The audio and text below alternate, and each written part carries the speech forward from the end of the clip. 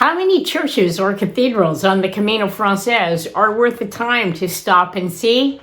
Join us as this topic is explored.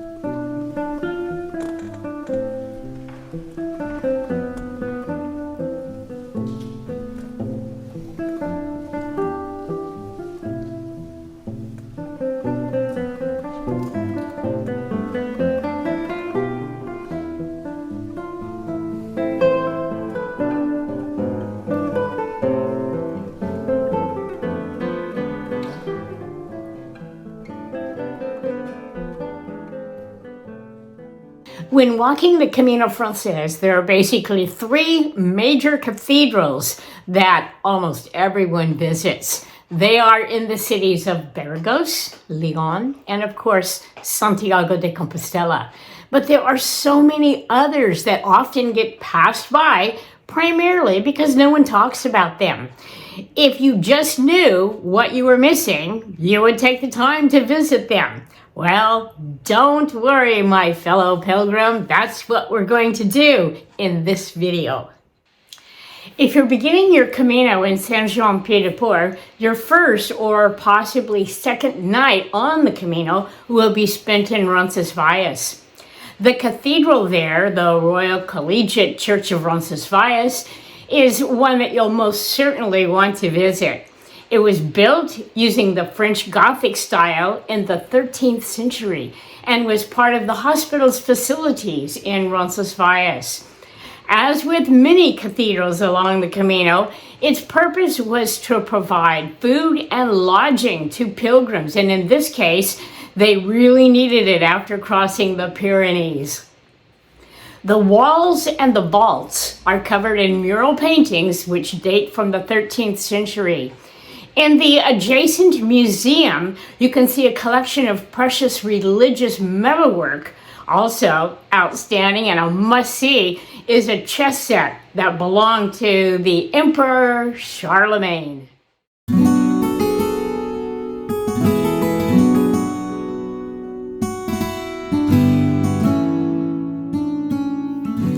In the center of the old medieval city of Estella stands the Church of San Pedro de la Rua, built in the 12th century.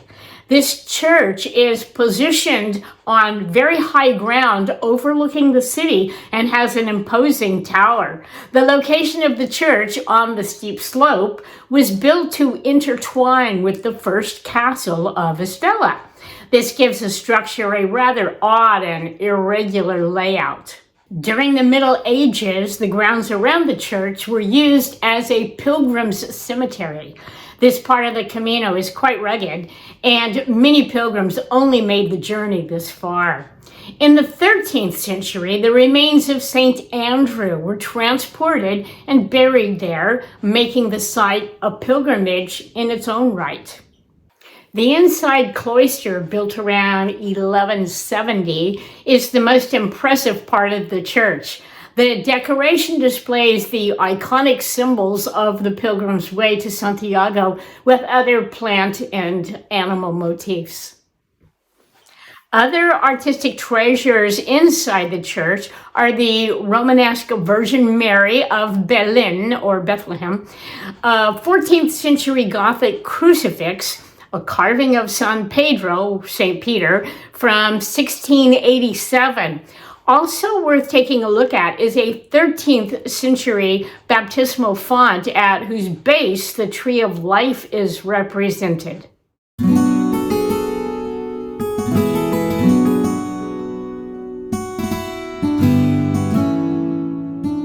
About 50 miles west of Burgos, in the middle of the wheat farming landscape, is the city of Fromista, a beautiful sight for a tired pilgrim. In the center of town is the impressive church of San Martin. Founded in 1035, this structure stands out for its simplicity of structural lines, juxtaposed with an incredible amount of decoration. As you approach the church, you'll first notice the two exceptionally large cylindrical bell towers. The three-level facade shows the differing heights of the nave and the aisles of the interior. The walls have a very solid appearance with the few windows enclosed in rounded arches. All four sides are topped by some 300 projection brackets under the cornice with human, animal, and fantastic figures, including some erotic scenes. Be sure to make time to look around. The inside features 3 naves with barrel vaults and rib arches. The capitals of all the columns are profusely decorated with vegetation, iconographic motifs, and depiction of biblical stories, including that of Adam and Eve.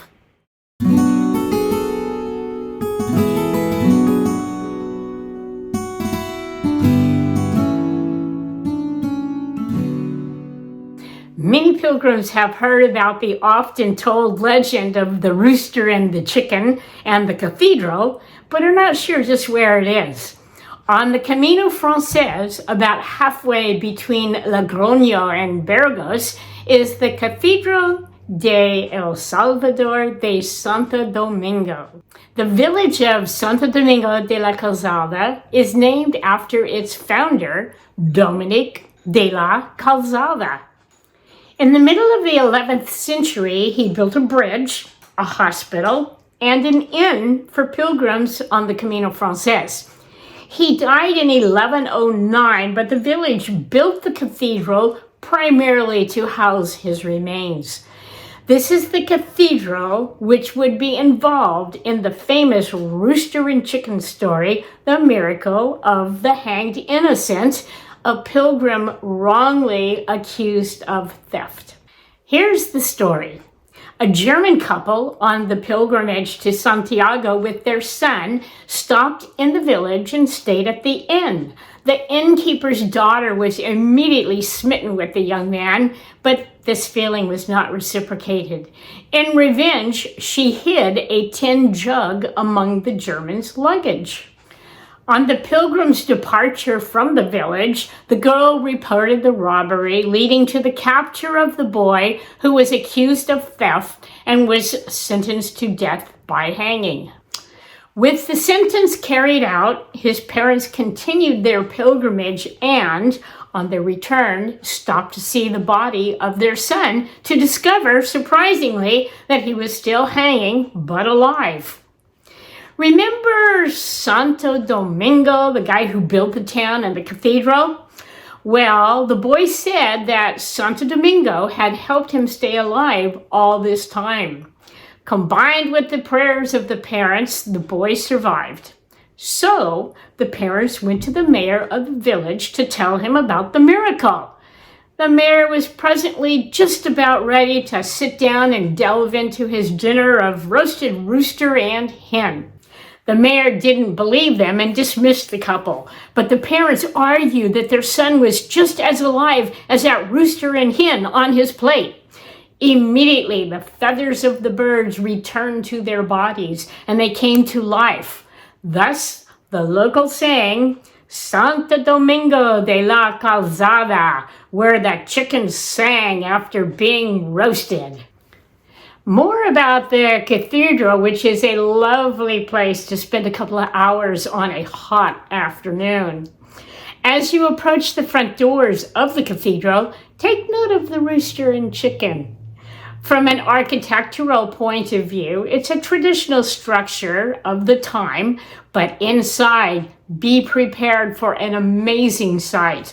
All of the capitals in the ambulatory are elaborately decorated. One of them has the tree of Jesse, and another the image of the Holy Trinity and the musician King David. Everything, including the seats, are decorated with biblical motifs. Make sure to take note of the sepulchre of Santo Domingo de la Calzada. It has been reworked several times over the centuries, displaying Romanesque and Gothic styles. But the must-see is the chicken coop, where the rooster and the hen are sheltered as a reminder of the famous miracle.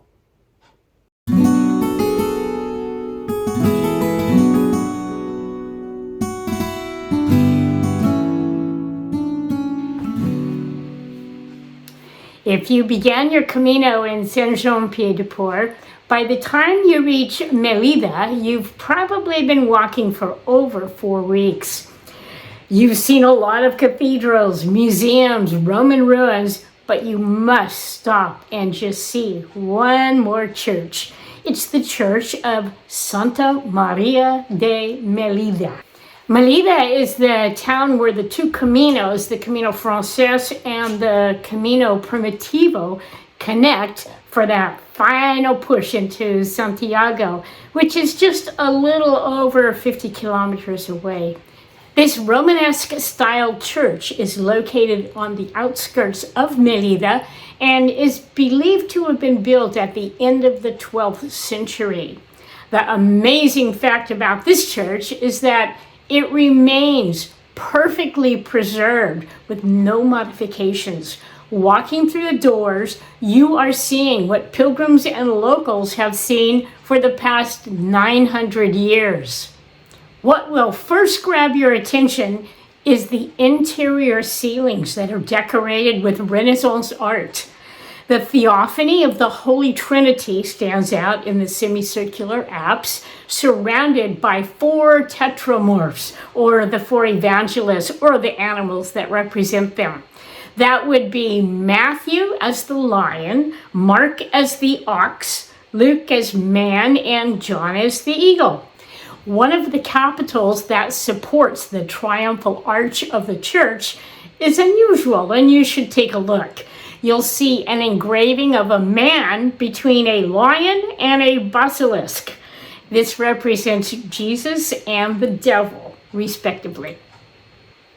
In the sacristy of the church, you will also find a unique relic in Galicia, which is a Romanesque-style grille gate with spiral fittings, which was used to close the triumphal arch when masses were not celebrated.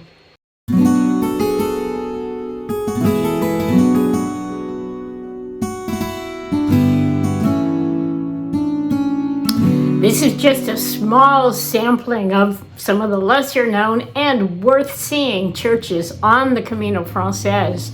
There are so many of them. I hope this has piqued your interest and your desire to go explore. As you must probably have already discovered, many of these smaller churches are often locked. I have found that if you go to the nearest bar or cafe and ask, "Who has the key?" they probably not only know who it is, but they've got them on the speed dial on their telephone, and they'll get that person for you. They'll probably meet you at the church and open up and show you around. These keepers of the key are often very knowledgeable about the church and excellent tour guides.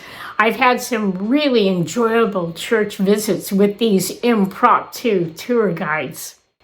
After your visit, be sure and leave some euros to help with the preservation of their historical site. If you enjoyed this video, please hit the like button and subscribe so that you can be notified when I post new videos. Also, I love reading your comments and I always respond, so please leave a comment. As you know, I always like to leave you with music appropriate for the subject matter of the video. This one, not to be missed Cathedrals, deserves a typical selection you might hear in a cathedral. How about Ave Maria? That's a good one. Many composers have put this lovely verse to music, but the one that I like the most is the one that was done by Franz Schubert. So here it is. I have arranged Franz Schubert's Ave Maria for 2 French horns. Please enjoy.